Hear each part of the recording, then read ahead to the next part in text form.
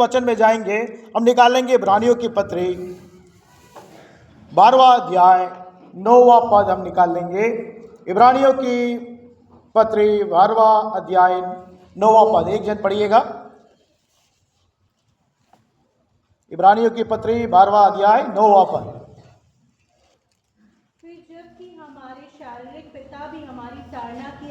फिर भी जबकि हमारे शारीरिक पिता भी हमारी ताड़ना किया करते थे और हमने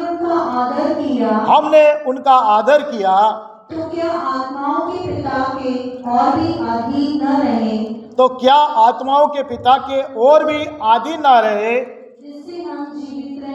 जिससे हम जीवित रहे। जब मैं मनन कर रहा था, ध्यान कर रहा था, तो परमेश्वर में इन वचनों के द्वारा कुछ बातें मुझे प्रकट किया जो आज हम मनन करने जा रहे हैं। मेरे प्रिय, यहाँ पे लिखा है शारीरिक पिता भी हमारी ताड़ना किया करते थे, हमने उनका आदर किया।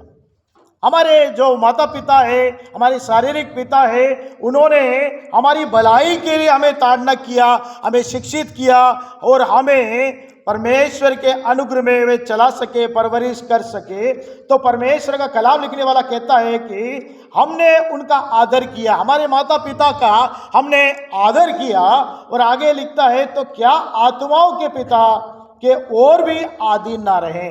जो हमारा आत्माओं का पिता है उसके हम आधीन क्यों ना रहे, जिसमें हम जीवित रहते हैं। किसमें हम जीवित रहते? आत्माओं के पिता में हम लोग जीवित रहते हैं। तो मेरे प्रियो, यहाँ पर कुछ बातें मैं आप लोग से बताना चाहता हूँ कि जैसे शारीरिक पिता को भला लगा, उसने हमारे साथ व्यवहार किया और हम लोगों ने उनका आदर किया।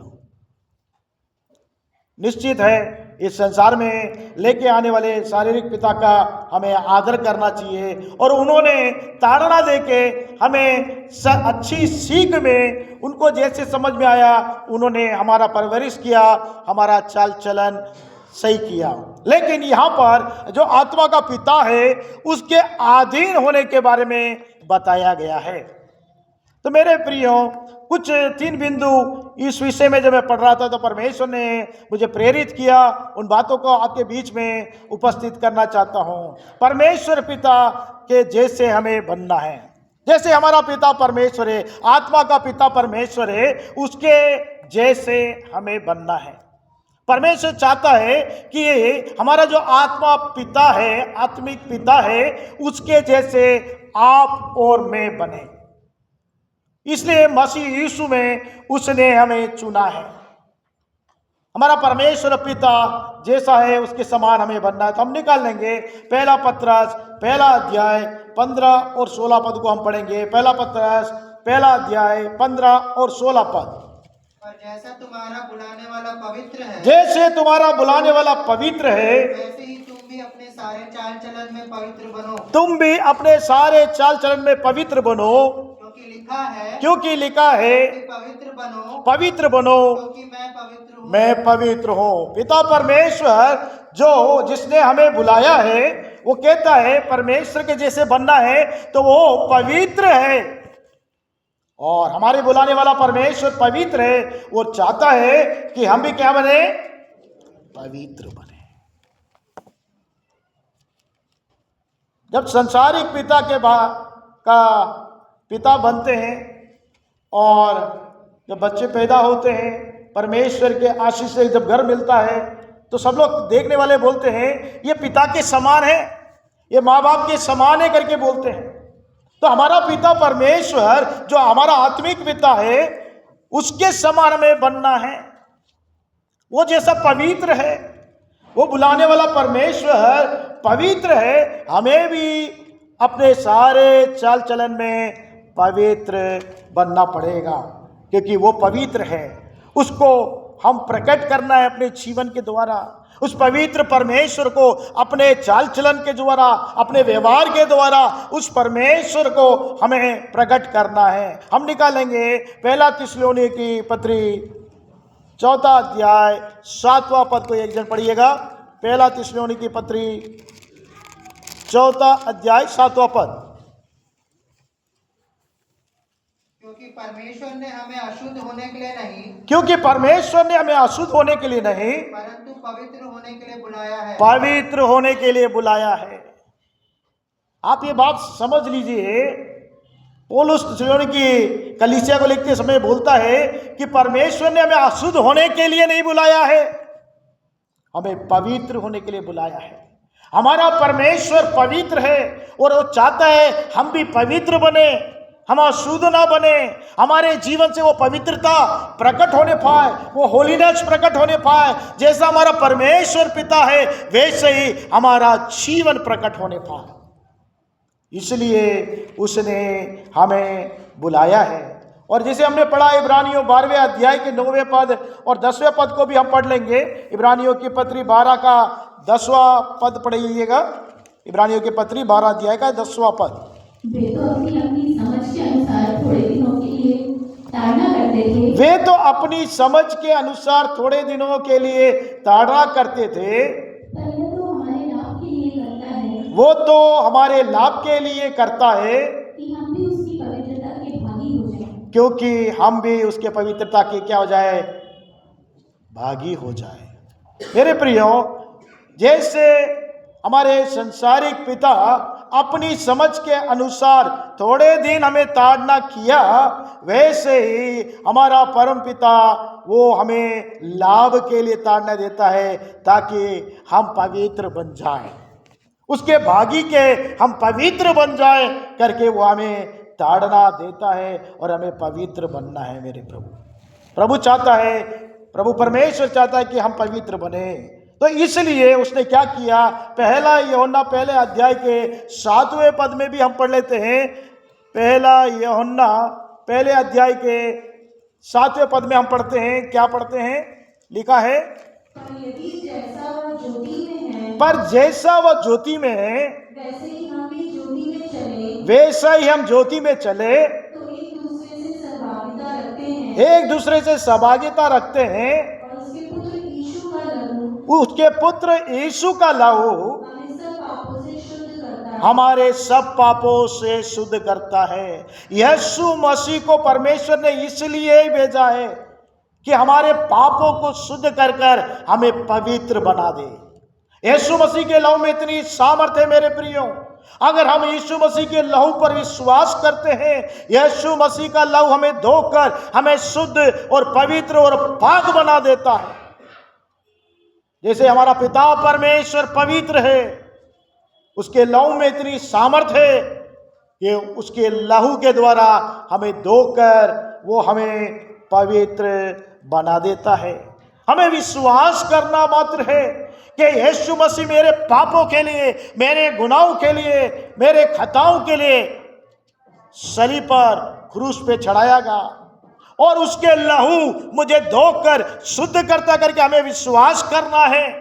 परमेश्वर ने ये योजना बना के रख दी कि उसके लहू में छुटकारा है।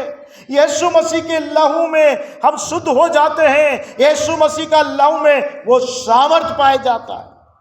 जब हम यीशु मसीह के लहू से धोए जाते हैं, हम पवित्र और पाक हो जाते हैं। पिता परमेश्वर जैसा पवित्र है, वैसे उसका लहू हमें धोकर पवित्र कर देता है। और परमेश्वर चाहता है कि हम पवित्र बन जाएं। और पहले थिस्सलुनीकी की पत्री में पौलुस लिखते हैं, पहला थिस्सलुनीकियों की पत्री 5वां अध्याय और 23वें पद में जब हम पढ़ते हैं, पढ़िएगा कोई एक जन। शांति का परमेश्वर तुम्हें पूरी रीति से पवित्र करे। कैसे करे? पूरी रीति से पवित्र करे। हमारा परमेश्वर शांति का परमेश्वर है, वो चाहता है कि पूरी रीति से हमें पवित्र करे। पढ़िएगा, तुम्हारी आत्मा और प्राण और देह हमारे प्रभु यीशु मसीह के आने तक और पूरे पूरे निर्दोष और सुरक्षित रहे। मेरे प्रियो, हमारी आत्मा को भी वो पवित्र करता है, हमारे प्राण को भी पवित्र करता है, हमारे देह को भी वो शुद्ध और पवित्र कर देता है। जैसे हमारा पिता परमेश्वर पवित्र है, वैसे उसके जो बुलाए गए वे संतान हैं वो पवित्र बनना है। उसका लहू हमें धोकर पवित्र करता है और हमें आत्मा, प्राण और देह तीनों में वो शुद्धता, वो पवित्रता को करने में सामर्थ्य है यीशु मसीह का लहू। हम जब विश्वास करते हैं वो हमें धोकर हमें शुद्ध करता है। और हम निकाल लेंगे पहला यूहन्ना 3 अध्याय 2 और 3 पद भी पढ़ लेंगे, किसी को मिलता तो पढ़िएगा। पहला यूहन्ना 3 अध्याय 2 और 3 पद। प्रियो, अभी हम परमेश्वर की संतान हैं। प्रियो, हम अब परमेश्वर की संतान हैं और अब तक ये प्रकट नहीं हुआ और अब तक प्रकट नहीं हुआ कि हम क्या कुछ होंगे। कि हम क्या कुछ होंगे। इतना जानते हैं कि इतना जानते हैं कि तो हम भी उसके समान होंगे, जब वो प्रकट होगा तो उसके समान हम होंगे, क्योंकि उसको वैसा ही देखेंगे जैसा वह है। क्योंकि उसको वैसा ही देखेंगे जैसा वह है। और प्रत्येक जो उस पर यह आशा रखता है, प्रत्येक जो उस पर आशा रखता है वह अपने आप को वैसा ही पवित्र करता है, वो अपने आप को वैसा ही पवित्र करता है जैसा वह पवित्र है। जैसा कि वो पवित्र है। जिसका आशा प्रभु यीशु मसीह पर है, जिसका आशा पिता परमेश्वर पर है, वो अपने आप को वैसा ही पवित्र करता है जैसा वो है। मेरे प्रियो, वो हमें पवित्र करने वाला परमेश्वर है, हमें पवित्र करता है। वो जैसा है वैसे हमें बनाना चाहता है। पिता को जैसे समझ था वैसे उन्हें हमें ताड़ना देकर हमें सुधारा। और हमारा आत्मिक पिता जो परमेश्वर है वो भी हमें ताड़ना देके हमें सुधारने की प्रयास करता है कि हम पवित्र बन जाए। जैसा हमारा परमेश्वर पवित्र है वैसा ही वो हमें बनाना चाहता है, क्योंकि लिखा है कि हम परमेश्वर के संतान हैं। और जब वो प्रकट होगा तो वैसे ही उसको हम देखेंगे जैसा कि वो पवित्र है। हमारे जीवन में पवित्रता प्रकट होना चाहिए। संसार अशुद्धता से भरा हुआ है, जहां देखो अशुद्धता है। उस अशुद्धता में अब अपने आप को पवित्र रखना असंभव हो जाता है। हम प्रयास करते हैं पवित्र रहने के लिए, हम शुद्ध रहने के लिए प्रयास करते हैं, लेकिन अशुद्धता हमें घेर लेती है। अशुद्धता हमें खींचने का प्रयास करती है, पाप हमें खींचने का प्रयास करता है। यूसुफ के समान पाप से छोड़कर भागने की जरूरत है। यूसुफ को पोतीफर की पत्नी ने उसके वस्त्र को पकड़ा और कहा, पाप ने आके उसके वस्त्र को पकड़ा। आज संसार में जब हम जीते हैं, अशुद्धता और पाप हम पर भारी होकर हमें खींचने की कोशिश करती है। हमारा निर्णय क्या रहता है? हम यूसुफ के समान उस वस्त्र को छोड़कर भागते हैं या उसमें मगन हो जाते हैं? प्रियो, परमेश्वर की आंखें चाहे वो भले हो बुरे हो सबको देखती रहती है, परखती रहती है। उसे कोई भी बात छिपी हुई नहीं है। हम पत्नी से छिपा सकते हैं, पत्नी पति से छिपा सकते हैं, बच्चे माँ बाप से छिपा सकते हैं, लेकिन परमेश्वर की आंखों से हम कोई भी बात को नहीं छिपा सकते। वो पवित्र परमेश्वर है। वो चाहता है जैसे वो पवित्र है वैसे हम पवित्र बन जाए। वो अशुद्धता के लिए नहीं, पवित्रता के लिए हमें बुलाया है, ताकि हम पवित्र बन जाए। जब प्रभु आएगा तो उसको वैसे ही देखेंगे जैसे वो पवित्र है। उससे देखना है, उससे मिलना है, तो हमें पवित्र बनने की जरूरत है। इब्रानियों की पत्री 12वें अध्याय के 14 पद भी अगर हम पढ़ेंगे, इब्रानियों की पत्री 12 अध्याय के 14 पद भी अगर आप पढ़ लेते हैं तो उसमें मिलता है। पढ़िएगा। सबसे मेल मिलाप रखने, सबसे मेल मिलाप रखो और उस पवित्रता के खोजी हो, उस पवित्रता के खोजी बनो। जिसके बिना कोई प्रभु को कदापि ना देखे। जिसके बिना कोई प्रभु को कदापि नहीं देख सकता है। प्रभु से मिलने की हमारी मनसा है, हमारी आशा है, हमारी विश्वास है कि प्रभु के सम्मुख में हम मिले, प्रभु आएगा। कुछ देर पहले हमने गीतों भी गाया कि प्रभु यीशु बादलों में आएगा, उससे मिलने है तो हमें पवित्र बनना है, क्योंकि उसके बिना उसको कोई भी कदापि नहीं देख सकेगा। हमारी सोच में, हमारे विचार में, हमारी कल्पना में, हमारी भावना में वो शुद्धता होनी चाहिए। हमारे विचार, कल्पना, भावना को शैतान अशुद्ध करने का प्रयास करता रहता है। आप जानते हैं बच्चे लोग प्ले ग्राउंड में खेलते हैं, वो ग्राउंड है, वहां पे खेलते हैं लोग। वैसे ही हमारा जो मन है, हमारा जो विचार और कल्पना भावना है, शैतान का एक प्ले ग्राउंड है। वो खेलने का प्रयास करता है, आपको अशुद्ध करने के लिए प्रयास करता है, आपको अपवित्र करने के लिए प्रयास करता है। इसलिए पौलुस ने एक वचन लिखा जिसे उसे प्रकाशन में मिला। हम पढ़ेंगे 2 कुरिन्थियों 10वां अध्याय 5वां पद। 2 कुरिन्थियों 10वां अध्याय 5वां पद पढ़िएगा। 2 कुरिन्थियों 10वां अध्याय 5वां पद।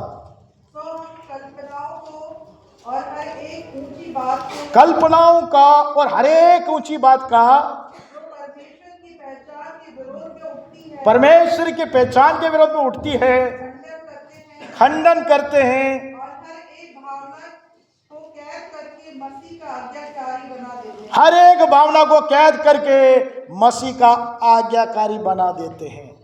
इस वचन को आप लोग स्मरण कर लें, और जब जब आपके विचार, कल्पना और भावना में शैतान खेलने का प्रयास करता है, आपको अशुद्ध और अपवित्र करने का प्रयास करता है, तुरंत आपके विचार, कल्पना, भावना को मसीह यीशु में कैद करना शुरू करिए।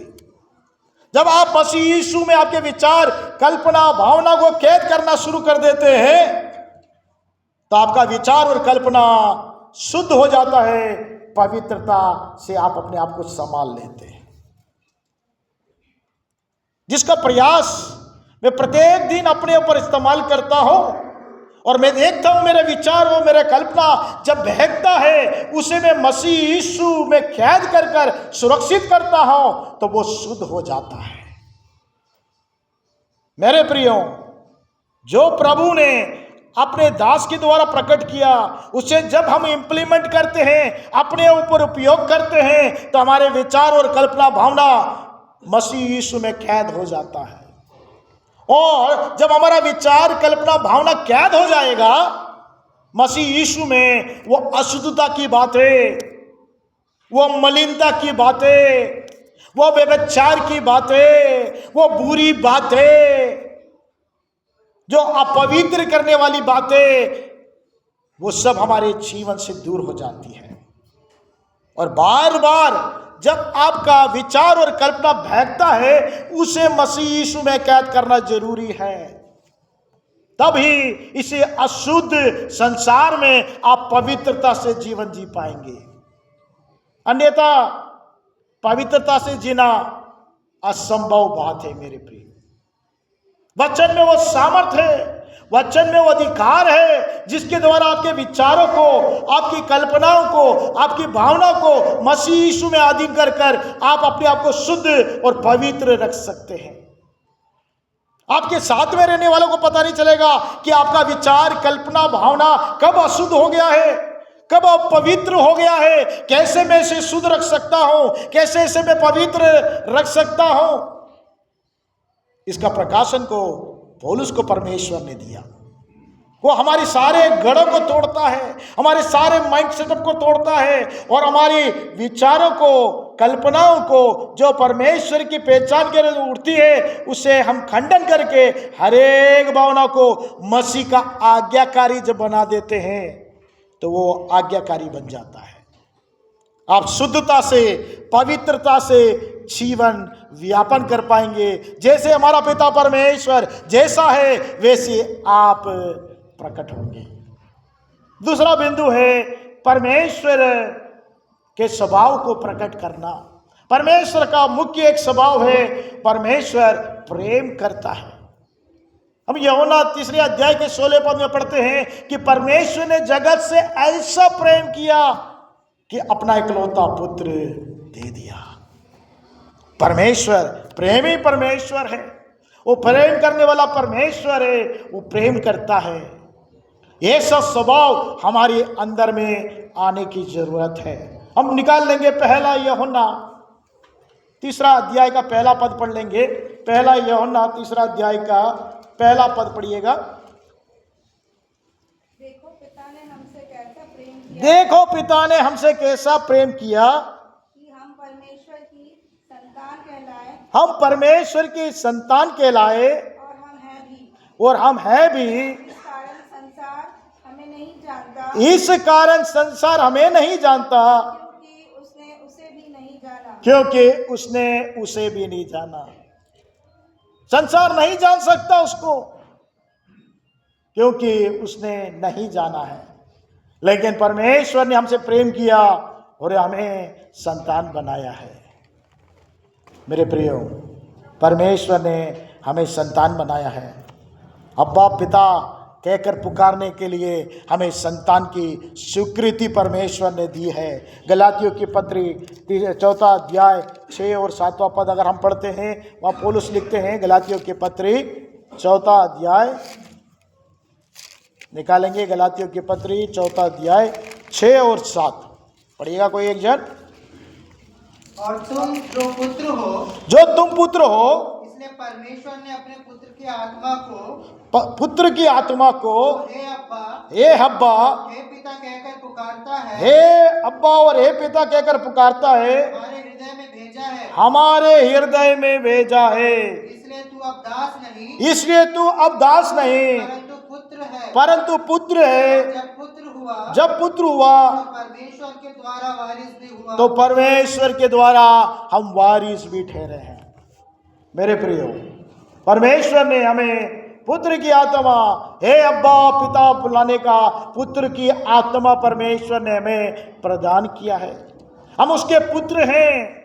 उसका जो स्वभाव है, जो प्रेम का स्वभाव है, जो प्रेम को दर्शाता है, वो हमसे प्रकट होना चाहिए। वो चाहता है जैसे परमेश्वर ने जगत से प्रेम कर दिया वैसे ही हम एक आपस में प्रेम करें। यीशु मसीह भी कहते हैं, यूहन्ना रचित सुसमाचार हम पलटाएंगे, यूहन्ना रचित सुसमाचार 15वां अध्याय और 10वां पद पढ़ेंगे। यीशु मसीह कहते हैं, यूहन्ना रचित सुसमाचार 15 अध्याय का 10वां पद, किसी को मिलता तो पढ़िएगा। यदि तुम मेरी आज्ञाओं को मानोगे, यदि तुम मेरी आज्ञा को मानोगे तो मेरे प्रेम में बने रहोगे, तो मेरे प्रेम में बने रहोगे, जैसा कि मैंने अपने पिता की आज्ञाओं को माना है जैसे कि मैंने अपने पिता की आज्ञाओं को माना है और उसके प्रेम में बना रहता हूँ। उसके प्रेम में बना रहता हूं।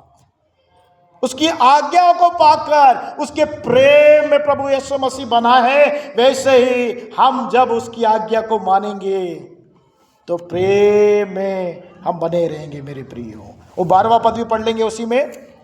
मेरी आज्ञा यह है यीशु मसीह कहता है, मेरी आज्ञा यह है कि जैसा मैंने तुमसे प्रेम रखा, जैसे मैंने तुमसे प्रेम रखा वैसे ही तुम भी एक दूसरे से प्रेम रखो। वैसे ही तुम भी एक दूसरे से क्या करो? प्रेम करो। क्योंकि हमारा परमेश्वर प्रेमी परमेश्वर है और चाहता है कि हम आपस में प्रेम करें। और परमेश्वर चाहता है कि हम आपस में प्रेम करें, इसलिए उसने अपने प्रेम को प्रकट करने के लिए अपने पुत्र यीशु को इस संसार में भेज दिया और यीशु ने वो प्रेम को प्रकट किया। अपने आप को उस क्रूस पर बलि कर कर उसने पिता परमेश्वर का प्रेम को प्रकट किया। अब हमारी बारी है मेरे प्रियो, हमें प्रेम करना है। ये उसकी प्रतिज्ञा है। यूहन्ना रचित सुसमाचार 13 के 34 अगर हम पढ़ते हैं, यूहन्ना रचित सुसमाचार 13 अध्याय के 34वें पद में पढ़ते हैं तो यीशु मसीह वहां पर आज्ञा देते हैं, एक नई आज्ञा मैं तुम्हें देता हूं करके यीशु मसीह कहते हैं। कौन सी आज्ञा पढ़िएगा? तुम्हें एक नई आज्ञा देता हूं, एक दूसरे से क्या करो? प्रेम रखो। जैसा मैंने तुमसे प्रेम रखा ऐसे ही एक दूसरे से प्रेम रखो। एक दूसरे के साथ हमें क्या करना है? प्रेम रखना है। संसार उसे नहीं पहचानती, संसार प्रेम नहीं करेगी। जिसने प्रभु परमेश्वर को पहचाना है, पिता परमेश्वर को जाना है, वो आपस में प्रेम रखेंगे। और परमेश्वर ने इसलिए हमें चुना है कि हम आपस में प्रेम रखें। प्रेम हर पाप को, हर बुराई को सहन कर लेता है, कुरिन्थियों में हम पढ़ते हैं। मेरे प्रियो, प्रेम की एक बड़ी लिस्ट है। अगर हमारे अंदर में प्रेम है तो हम क्या नहीं करेंगे? अपनी बड़ाई नहीं करेंगे, दूसरे की बुराई नहीं करेंगे, दूसरे के विरोध में नहीं बोलेंगे, सब कुछ हम सहन कर लेंगे, आशा धरेंगे। अगर हमारे अंदर में प्रेम है तो। इसलिए यूहन्ना पत्री में हम पढ़ते हैं, पहला यूहन्ना की पत्री 3 अध्याय के 23वें पद को भी पढ़ लेंगे। पहला यूहन्ना 3 अध्याय के 23वें पद में यूहन्ना लिखते हैं, पहला यूहन्ना की पत्री 3 अध्याय का 23वां पद। उसकी आज्ञा यह है, उसके पुत्र यीशु मसीह के नाम पर विश्वास करें, जैसा उसने हमें आज्ञा दी है उसी के अनुसार हम आपस में प्रेम रखें। आमीन, हालेलुया। हम तो परिवार में प्रेम नहीं देख पा रहे हैं। परिवार में प्रेम की कमी हो रही है। अगर वाकई में हम पिता परमेश्वर को जैसे जानना है वैसे जाना है तो हम आपस में प्रेम करेंगे। और परमेश्वर चाहता है कि हम आपस में प्रेम करें। उसके प्रेम के द्वारा हम उसके पुत्र हैं, उसकी संतानें प्रकट करें। और परमेश्वर ने नहीं चाहता कि कोई नाश हो, इसलिए अपने एकलौते पुत्र को जगत में भेजकर उसने अपने प्रेम को प्रकट कर दिया। और वो चाहता है जो उस पर विश्वास करते हैं, जो उसकी आशा बात जोते हैं, वो उस पर विश्वास करते हुए, उसकी आज्ञा मानते हुए प्रेम करें। अगर हम प्रेम करते हैं तो परमेश्वर की आज्ञा को मानते हैं। मेरे प्रियो, जिसके अंदर में आज्ञा मानने का फितरत है, स्वभाव है, वो प्रेम करेगा। क्या हमारे अंदर में प्रेम है? हम प्रेम कर पा रहे हैं? नहीं कर पा रहे तो प्रभु से प्रार्थना करें और प्रभु से कहे, प्रभु वो ईश्वरीय प्रेम मेरे अंदर में भर दे ताकि मैं क्षमा कर सकूं। यीशु मसीह ने कलवारी क्रूस में भी सबको क्षमा किया। जिसने उसके विरोध में बोला, उसको अपमान किया, उसको निंदित किया, लेकिन क्या हम क्षमा कर पा रहे हैं? अगर हमारे अंदर में प्रेम है, हम बुराई को सहन कर लेंगे, क्षमा कर लेंगे। और परमेश्वर चाहता है कि हम प्रेम करने वाले बने। तीसरा बिंदु है, परमेश्वर पिता की इच्छा को हम पूरी करें। परमेश्वर की इच्छा को पूरी करना ही आत्मा के पिता की इच्छा है कि हम उसकी इच्छा को पूरी करें। और उसकी पूरी करने के लिए ही परमेश्वर चाहता है कि हम पूरी करें। यूहन्ना रचित सुसमाचार 3 अध्याय हम निकाल लेंगे और 17 पद हम पढ़ेंगे। उसकी इच्छा क्या है? यूहन्ना रचित सुसमाचार 3 अध्याय 17 पद को एक जन पढ़िएगा। परमेश्वर ने अपने पुत्र को जगत में इसलिए नहीं भेजा जगत पर दंड की आज्ञा दे, परंतु इसलिए कि जगत उसके द्वारा उद्धार जगत उसके द्वारा पाए। उद्धार पाए। उसकी इच्छा है कि जगत को दंड देना उसका इच्छा नहीं है, संसार को दंड देना, संसार के लोगों को दंड देना उसका इच्छा नहीं है। उसने अपने पुत्र को जगत में इसलिए भेजा कि जगत पर दंड की आज्ञा ना दे, परंतु इसलिए कि जगत के द्वारा उद्धार हो जाए, उसके द्वारा उद्धार हो जाए। इसलिए यीशु मसीह को इस संसार में परमेश्वर ने भेजा। अगले महीने हम क्रिसमस मनाएंगे, हम सेलिब्रेशन करेंगे। यीशु मसीह इस पृथ्वी पर पैदा हुआ करके हम सेलिब्रेशन करेंगे। मेरे प्रियो, यीशु वो अच्छी बात है, लेकिन हम आनंद करते अच्छी बात है, लेकिन वो इस संसार में आने का एक मकसद है। ये परमेश्वर की इच्छा है कि जगत दंड ना पाए और उनका उद्धार हो जाए, इसलिए उसने भेजा। और यूहन्ना रचित सुसमाचार 4 अध्याय में 34 से जब हम पढ़ते हैं, मेरे प्रिय पढ़िएगा, यूहन्ना रचित सुसमाचार 4 अध्याय 34 से आगे जब हम पढ़ते हैं, वहां क्या लिखा है? यीशु ने उनसे कहा, मेरा भोजन यह है कि अपने भेजने वाले की इच्छा के अनुसार चलो, उसका काम पूरा करो। उसकी इच्छा है कि जगत में कोई नाश ना हो जाए। अगर हमारा आत्मा पिता परमेश्वर है, उसकी इच्छा को हमें पूरी करनी चाहिए। जैसे वो पवित्र है, हमें पवित्र बनना है। जैसे उसका स्वभाव प्रेम है, हमें प्रेम प्रकट करना है। जैसे उसकी इच्छा है, उस इच्छा को हमें पूरा करना है। पिता की इच्छा है कोई नाश ना हो, और यीशु मसीह कहता है कि मेरे भेजने वाले की इच्छा को मैं पूरी करूं। आगे पढ़िए। क्या तुम नहीं कहते कटनी होने के लिए अभी 4 महीने पड़े हैं। देखो मैं तुमसे कहता हूं, अपनी आंखें उठाकर खेतों के ऊपर दृष्टि डालो, कटनी के लिए पक चुके हैं।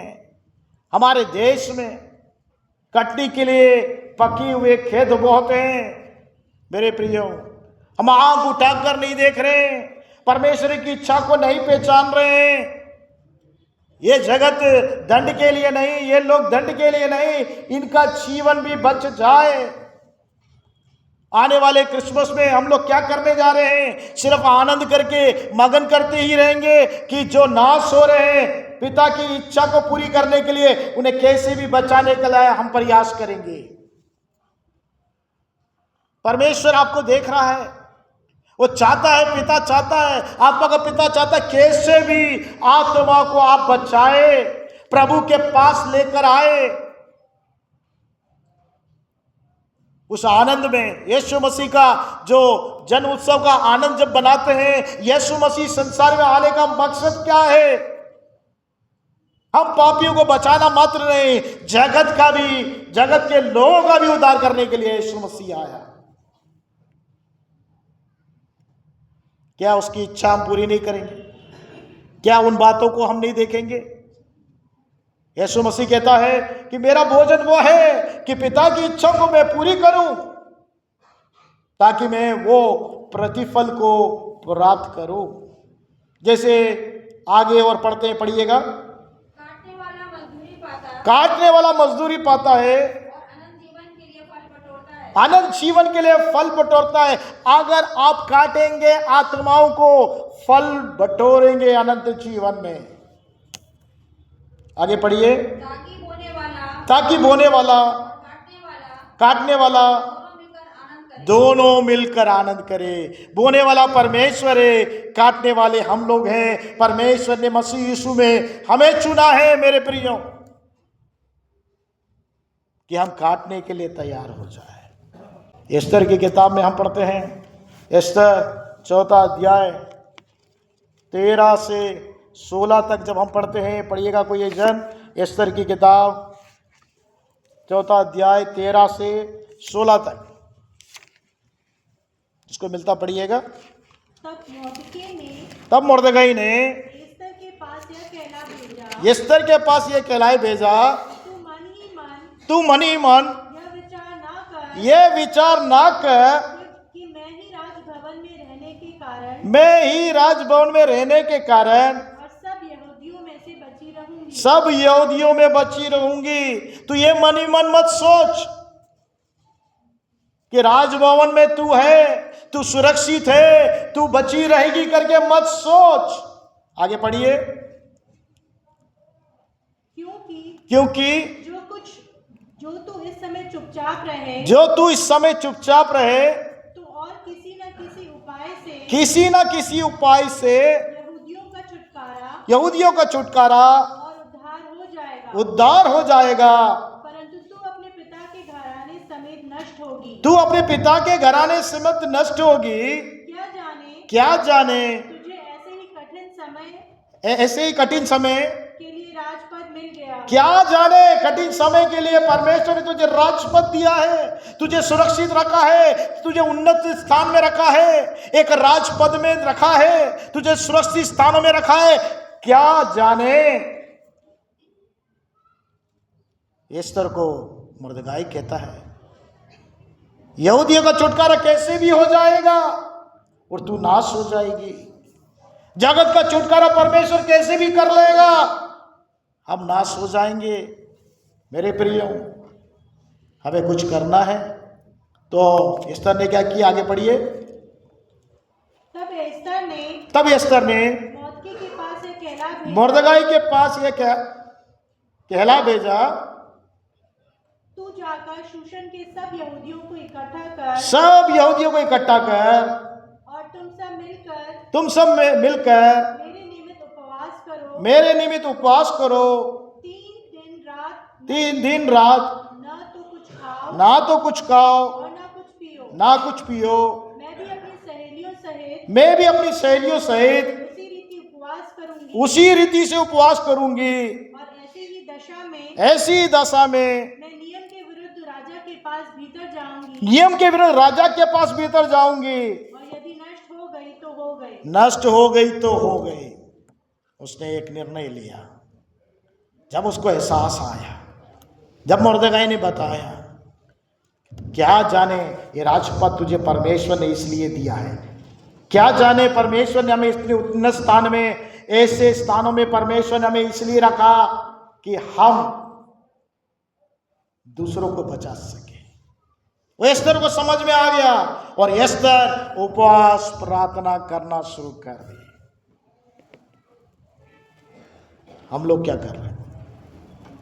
हमारा देश में लोग नाश होते जा रहे हैं। सुसमाचार का द्वार धीरे धीरे बंद होता जा रहा है, अभी भी खुला है। हमारे देश का सुसमाचार का द्वार अभी भी खुला है, बाकी देशों में नहीं है। सुसमाचार का द्वार इतना खुला नहीं है जितना हमारे देशों में है। पीड़ा है, तकलीफ है, कष्ट है, लेकिन फिर भी द्वार हमारे देश में खुला हुआ है। परमेश्वर नहीं चाहता जगत का नष्ट हो जाए। एस्तर के समझ में आ गया और प्रार्थना करने लगी।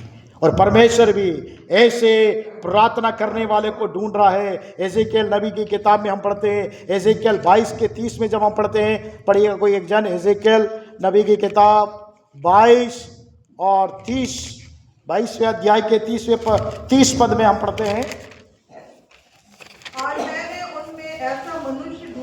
मैंने उनमें ऐसा मनुष्य ढूंढना चाहा जो बाड़े को सुधारे और देश के निमित्त नाके में मेरे सामने ऐसा खड़ा हो कि मुझे उसका नाश ना करना पड़े। परंतु ऐसा कोई ना मिला। परमेश्वर आज भी ढूंढ रहा है। एस्तर के समान, मुर्दगाई के समान हम नाके में खड़े होकर हमारे देश के लिए प्रार्थना करने वाले व्यक्ति को परमेश्वर खोज रहा है। नहीं तो हमारा देश नाश हो जाएगा। मेरे प्रिय, अगर देश में कुछ भी होता है गतिविधि, उसके कारण हम लोग हैं। आप समझते हैं कि नहीं समझते मुझे नहीं मालूम। हमारे मोहल्ले में कोई गतिविधि होती है तो हम लोग उसके कारण हैं। हमारे शहर में कोई गतिविधि होती है तो उसके कारण हम हैं। और हमारे देश में कुछ गतिविधि होती है, उसके कारण हम हैं, क्योंकि हमने प्रार्थना करना था, हमने प्रार्थना नहीं किया। हम उस चट्टान के दरार में खड़े होकर देश के लिए प्रार्थना करना था, हमने प्रार्थना करना भूल गए, इसलिए देश नष्ट होता जा रहा है। देश अगर सुरक्षित रहना है, देश शांति के साथ रहना है, देश आशीषित होना है, देश उन्नति करना है, हमारी प्रार्थना में वो सामर्थ्य है। संसार के पास वो सामर्थ्य नहीं, हमारी प्रार्थना में वो सामर्थ्य है। जब हम परमेश्वर के सम्मुख में खड़े हो जाते हैं तो परमेश्वर देश में एक बड़ा परिवर्तन को लेकर आता है। और आगे पढ़ेंगे एजेकियल नबी की किताब 3 अध्याय 18 पद को भी पढ़ लीजिए। 3 अध्याय के 18 पद। से कहूँ कि तू निश्चय मरेगा, दुष्ट से कहूँ तो निश्चय मरेगा, और यदि तू उसको ना चिताए यदि तू उसको ना चिताए, और दुष्ट से ऐसी बात कहे ना दुष्ट से ऐसी बात कहे जिससे कि वह सचेत हो जिससे कि वह सचेत हो और अपना दुष्ट मार्ग छोड़कर जीवित रहे, तो वह दुष्ट अपने अधर्म में फंसा हुआ मरेगा, तो वह दुष्ट अपने अधर्म में फंसा हुआ मरेगा। परंतु उसके खून का लेखा मैं तुझी से लूंगा। उसके खून का लेखा किससे लेगा? परमेश्वर आपसे और मुझसे लेगा।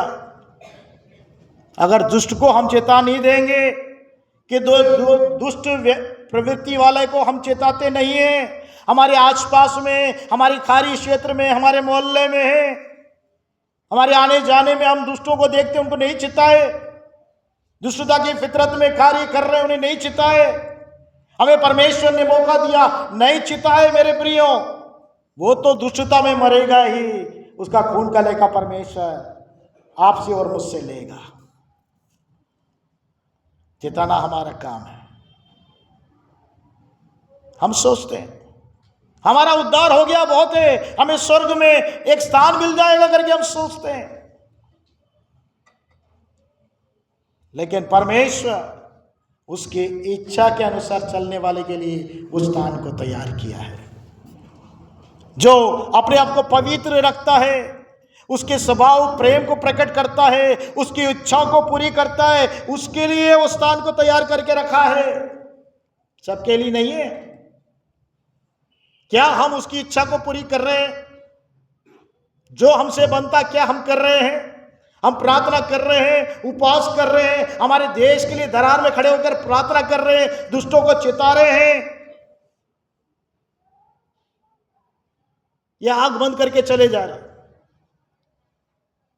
वो कैसे भी नाश हो, मुझे क्या करना? लेकिन मेरे प्रियो, उसका लेखा परमेश्वर आपसे और मुझसे लेगा, जरूर लेगा। उसके वचन से वो कभी नहीं टलता। उसकी बातों को हम स्मरण करें। और पहले कुरिन्थियों 9वें अध्याय के 16 और 17 पद में पौलुस लिखता है। पहला कुरिन्थियों निकाल लीजिए, 9वें अध्याय 16 और 17 पद पढ़िएगा। यदि मैं सुसमाचार सुनाऊं तो मेरे लिए कुछ घमंड की बात नहीं है। यदि मैं सुसमाचार को सुनाऊं, पौलुस कहता है मेरे लिए कुछ घमंड की बात नहीं है, क्योंकि यह तो मेरे लिए अवश्य है। ये तो मेरे लिए अवश्य है। यदि मैं सुसमाचार ना सुनाऊं तो मुझ पर आए। पौलुस कहता है अगर सुसमाचार को सुनाना मेरा फर्ज है, अगर मैं नहीं सुनाऊं तो मुझ पर आए। आगे पढ़िए। क्योंकि यदि अपनी इच्छा से यह करता हूं, क्योंकि यदि मैं अपनी इच्छा से ये करता हूं तो मजदूरी मुझे मिलती है, और यदि अपनी इच्छा से नहीं करता, यदि मैं अपनी इच्छा से नहीं करता तो भी भंडारीपन मुझे सौंपा गया। तो भी भंडारीपन मुझे सौंपा गया है। भंडारीपन परमेश्वर ने आपको सौंपा है, मुझको सौंपा है। इच्छा से करूं या ना करूं, लेकिन भंडारीपन तो हमें दिया गया है। परमेश्वर की इच्छा प्रकट करने के लिए यीशु मसीह संसार में आया और स्वर्ग उठाते जाते समय उसने यही आज्ञा दिया, सबको, जगत को सुसमाचार सुना। भंडारीपन हमें सौंपा गया है मेरे प्रियो।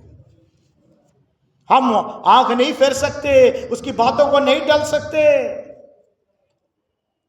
हम प्रार्थना कर सकते तो देश के लिए प्रार्थना करें, दुष्ट को चिता सकते तो चिताए, सुसमाचार सुना सके तो सुसमाचार परमेश्वर के अनुग्रह से सुनाएं।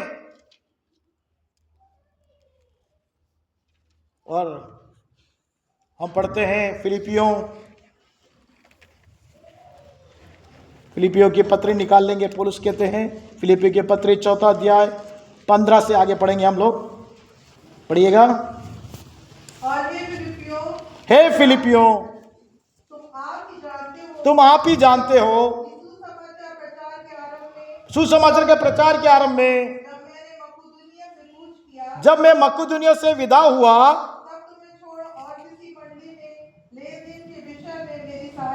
तब तुम्हें छोड़कर मंडली ने लेन देन के विषय में सहायता नहीं करी। सुसमाचार सुनाने वालों को मददगार बनना जरूरी है, प्रार्थना करना है, सुसमाचार सुनाना है और उन्हें थामना है कलीसिया। और वो कह रहा है हे फिलिपी कलीसिया को कहता है कि सुसमाचार प्रचार के आरंभ में जब मैं मकिदुनिया से विदा हुआ, तुम्हें छोड़कर किसी मंडली ने क्या नहीं किया, मेरी सहायता नहीं की। परमेश्वर ने हमें इसलिए रखा है कि हम सुसमाचार को जगत दंड के लिए नहीं, उसे बचाने के लिए जो प्रयास करते हैं उनको मददगार हम बन जाए। आगे पढ़िए। इसी प्रकार जब मैं थिस्सलुनीके में था तब भी तुमने मेरी घटी पूरी करने के लिए एक बार क्या वरन 2 बार कुछ भेजा। मेरी घटी पूरी करने के लिए एक बार नहीं वरन 2 बार कुछ भेजा। यह नहीं कि मैं दान चाहता हूं, परंतु मेरा ऐसा फल चाहता हूं जो तुम्हारे लाभ के लिए बढ़ता जाए। मैं दान नहीं चाहता, पौलुस कहता है, लेकिन तुम्हारे लाभ के लिए बढ़ता जाए। और आगे पढ़िए। मेरे पास सब कुछ है वरन बहुतायत से, मेरे पास, पौलुस कहता है, मेरे पास सब कुछ है और बहुतायत से है। जो वस्तुएं तुमने इफिसुस के हाथ से भेजी थी उन्हें पाकर मैं तृप्त हो गया। वह तो सुगंध और ग्रहण करने के योग्य बलिदान, वो सुगंध और ग्रहण योग्य बलिदान है जो परमेश्वर को भाता है। आप जो पवित्र लोगों की मदद करते हैं, सेवक लोगों की मदद करते हैं, सुसमाचार बढ़ाने में मदद करते हैं, वो एक सुगंधदायक ग्रहण योग्य बलिदान है जिसे परमेश्वर को भाता है। क्या आप समझते हैं इस बात को? कितने अपन लोग अपने हाथ खोलकर पवित्र लोगों की सेवा के लिए, सुसमाचार की सेवा के लिए कार्य करते हैं। परमेश्वर का दिया बहुतायत से है। पौलुस कहता है और मैं भी कहता हूं, परमेश्वर का दिया बहुतायत से मेरे पास है, लेकिन मैं आप लोग की भला चाहता हूं। पौलुस कहता, मैं भी कह रहा हूं आपकी भला चाहता हूं। जो परमेश्वर को भाता है, क्या वो सुगंधदायक ग्रहण योग्य भेंट हम चढ़ा पा रहे हैं? आगे पढ़िए। और मेरा परमेश्वर भी अपने उस धन के अनुसार, मेरा परमेश्वर भी अपने उस धन के अनुसार जो महिमा सहित मसीह यीशु में है, तुम्हारी हर एक घटी को पूरी करे। हम ये प्रतिज्ञा को जरूर ले लेते हैं 4 अध्याय के 19वें पद को, कि मेरा परमेश्वर अपने उस धन के अनुसार जो महिमा सहित मसीह यीशु में हमारी घटी को पूरी करे। कब पूरी करेगा? जब परमेश्वर के जो भाता है, वो जो उसकी इच्छा है, पवित्र लोगों की हम सेवा करें और पवित्र लोगों को बढ़कर दे। और जब हम भेंट दें और सुसमाचार के लिए तात्पर रहे जो परमेश्वर को भाता है, जब हम ऐसा कार्य करते हैं तो परमेश्वर हमारी कमी घटी को भी क्या कर देता है? अपनी महिमा सहित पूरा कर देता है। क्या आप जानते हैं क्यों कमी घटी है? हम इतना प्रयास करते हैं, इतना मेहनत करते हैं, इतना कमाते हैं, लेकिन हमारे जीवन में वो आशीष को हम नहीं देख पा रहे। वो कमी घटी प्रत्येक दिन लगी हुई है। ऐसा लग रहा है कि फटे जेब में हम पैसा डाल रहे हैं और चला जा रहा है। क्यों कमी घटी है? कभी आपने सोचा है क्यों कमी घटी है? जो परमेश्वर को भाता है वो कार्य को हम लोग नहीं कर रहे, इसलिए हमारे जीवन में, हमारे परिवार में कमी घटी है। जो भाता है, जो उसकी इच्छा है अगर हम करेंगे तो वो कमी घटी को अपनी महिमा में पूरी करने में सामर्थ्य है परमेश्वर। परमेश्वर चाहता है अपनी महिमा में आपकी कमी घटी दूर हो जाए, फुलफिल हो जाए, लेकिन हमें एक स्टेप उठा के आगे रखना है। हम विश्वास से एक कदम उठा के रखना है। अगर मैं दे दूंगा तो मेरा क्या होगा, मेरे परिवार का क्या होगा, ऐसी सोच को हटाकर हम परमेश्वर के लिए हर्ष से जब देते हैं, परमेश्वर आनंदित होता है और उसका प्रतिफल परमेश्वर देता है। वो सुगंधदायक है, सुगंध के समान परमेश्वर को भाता है और आपकी हर एक कमी घटी को परमेश्वर पूरा करता है। मेरे प्रियो, आज परमेश्वर आपसे बात कर रहा है। क्या हम परमेश्वर के जैसे बन गए हैं, पवित्र बन गए हैं, या प्रयास कर रहे पवित्र बनने के लिए? उसने तो पूरा प्रबंध करके रखा है। यीशु मसीह का लहू प्रबंध करके रखा है, मुफ्त में प्रदान करके रखा है। हम विश्वास के साथ उसके लहू के द्वारा हम शुद्ध और पवित्र और पाक हो जाते हैं। उसका जो स्वभाव, जो प्रेम है, उस प्रेम को हम प्रकट कर पा रहे हैं, आपस में प्रेम कर पा रहे हैं, पड़ोसी को अपने समान प्रेम कर पा रहे हैं, जो उसकी आज्ञा है उसको कर पा रहे हैं। और परमेश्वर की जो इच्छा है, जो उसको भाता है, क्या हम अपने जीवन में पूरा कर पा रहे हैं? एस्तर मुर्देगाई ने पूरा किया। ऐसे हमारे पवित्र बाइबल में बहुत से प्रियजन हैं, ऐसे बहुत से भक्त हैं जिन्होंने परमेश्वर को भाता हुआ बलिदान चढ़ाया जो उसे ग्रहण योग्य था। हम कर पा रहे हैं? आज हम चिंतन करें, अपने बारे में सोचे, परखे। निश्चय परमेश्वर आपकी सारी कमी घटी में पूरी करने के लिए प्रतिज्ञा बांधता है। आपकी सारी कमी घटी को पूरा करने में वो सामर्थ्य परमेश्वर है। आप तैयार हैं तो परमेश्वर भी तैयार है आपकी कमी घटी को पूरा करने के लिए। आइए हम अपने आंखों को बंद करें। आत्मा का पिता परमेश्वर चाहता है जैसा हमारा आत्मिक पिता परमेश्वर है वैसे हम बन जाए। पिता के समान पुत्र बनना है, इसलिए अपने पुत्र यीशु को उसने समर्पित किया। क्या आप समर्पित करेंगे पिता के समान पुत्र बनने के लिए, उसको प्रकट करने के लिए, उस पवित्रता में जीवन जीने के लिए, शुद्ध बने रहने में, अशुद्ध होने के लिए नहीं, पवित्र होने के लिए परमेश्वर ने हमें चुना है। जैसे वो पवित्र है, हम पवित्र बने और उसके स्वभाव प्रेम को प्रकट करे, उसकी इच्छा को अपने जीवन में पूरी करे। यदि प्रभु ने आपसे बात किया तो अपने स्थानों में खड़े हो। मैं आपके लिए प्रार्थना करने जा रहा हूं। प्रभु के वचन सुन रहे थे आप लोग, प्रभु की आत्मा ने आपको कायल किया, परमेश्वर के वचन ने आपसे बात किया।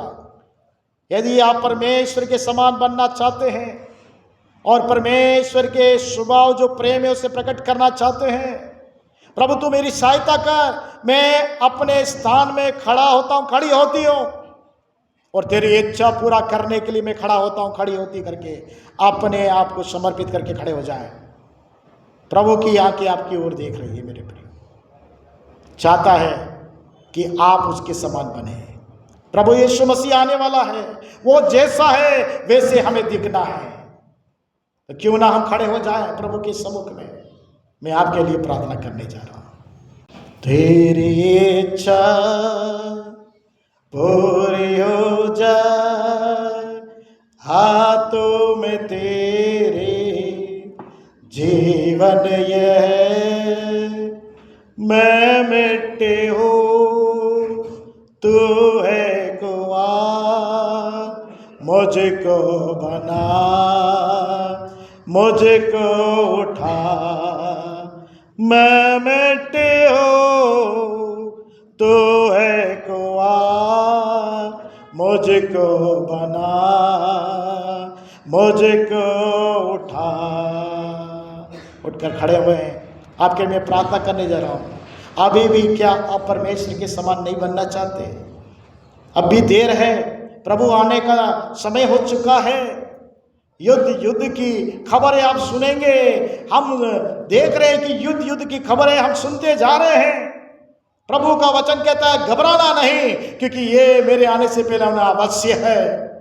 प्रभु आने वाला है, तो हम अपने स्थानों में खड़े हो जाए और प्रभु से विनती करें, प्रभु तेरी इच्छा मेरे जीवन में पूरी हो जाए, तेरी इच्छा पूरी हो जाए। हाथ उठाकर, हाथों में तेरे जीवन ये है, मैं मिट्टी हूँ तू है कुआं, मुझको बना, मुझको उठा, मैं मिट्टी हूँ तू है कुआं, मुझको बना, मुझको उठा।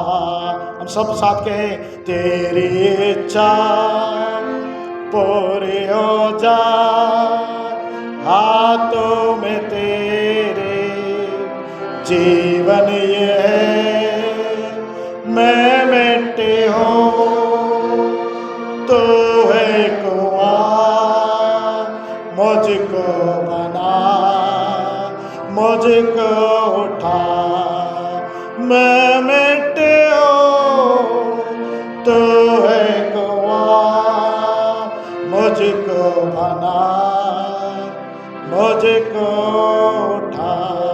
हाँ प्रभु जी, जिन्होंने अपने हृदय में तेरे वचनों को थामा है, उनकी मदद कर। जो परमेश्वर अपने स्थान में खड़े हुए हैं, तेरी इच्छा को पूरी करने की सामर्थ्य दे और तेरे स्वभाव को प्रकट करने की सामर्थ्य दे। जैसे पिता परमेश्वर आप है, वैसे अपने आप को पवित्र रखने में आप मदद कर, और इनकी सारी कमी घटी को मसीह यीशु की महिमा में पूरी हो जाए मेरे प्रभु परमेश्वर। आए हुए बच्चे, जवान, बड़े, बुजुर्ग, सब पर तेरी अनुग्रह, तेरी दया और तेरी सामर्थ, तेरी कृपा को प्रकट कर, ताकि इस संसार में, इस जगत में तेरे लिए ज्योतिमय प्रकाश फैलाने वाले बन जाए और तेरी इच्छा को पूरी करने वाले बन जाए, तेरे स्वभाव को प्रकट करने वाले बन जाए, तेरे समान दिखने वाले बन जाए। मदद कर मेरे प्रभु। और प्रभु, जितने तेरे दास, तेरे दासी मौजूद है, सब पर तेरी अनुग्रह, तेरी दया होने के लिए हम प्रार्थना करते हैं। हर एक रोग, हर एक बलीनता जिनके शरीर में पाई जाती है, उनके लिए मैं प्रार्थना करता हूं, हर एक बलीनता, हर एक रोग उनके जीवन से चले जाए और छुटकारा प्राप्त करे।